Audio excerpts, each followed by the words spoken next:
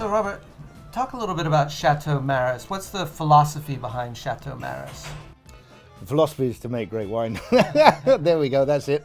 Done, nice to meet you. No, we have a philosophy which is really, begins with acknowledging life which surrounds us, so acknowledging all life forms. And by acknowledging all life forms, you can then say we're respecting the environment, you can then say we're respecting the ecosystem, you can then say that we're understanding that we're not this dominant controlling species that believes it has the ability to control. We're more the species which realizes that it is a participant in this ecosystem, that we have our part to play and that we should play our part, but we understand that that part is one which respects all other parts of the ecosystem.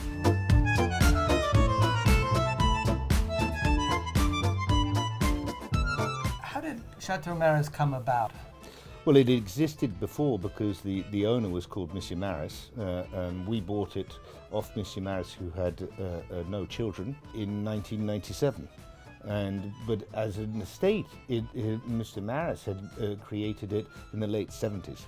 And was it organic when you bought it, or did you convert it? Absolutely not. It was completely the opposite, and that's something which I would have liked to have understood better when I bought it. But no, unfortunately, the previous owner had several other occupations, and so he was using quite large numbers of pesticide and quite large quantities of chemical fertilizer, and therefore he destroyed the life which surrounds the plant. And so the plants were living in this sterile environment. And when you live in a sterile environment, you're not very happy.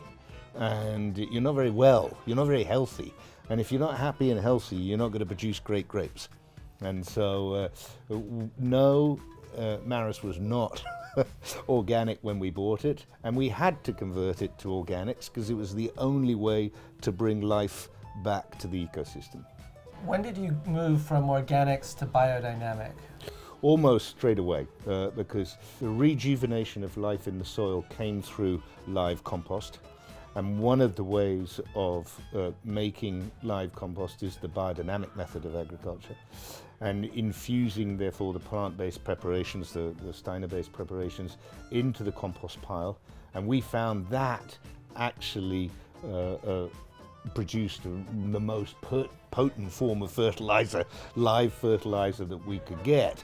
And so, yeah, that was what led us to say, wow, if biodynamics, the method itself can transform a pile of manure into a very potent live fertilizer, let's investigate further what really this whole method of agriculture is all about.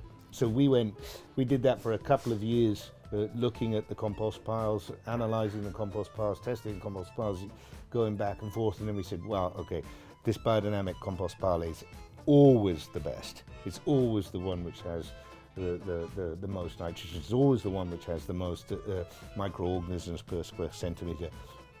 We must study further what this method of culture is.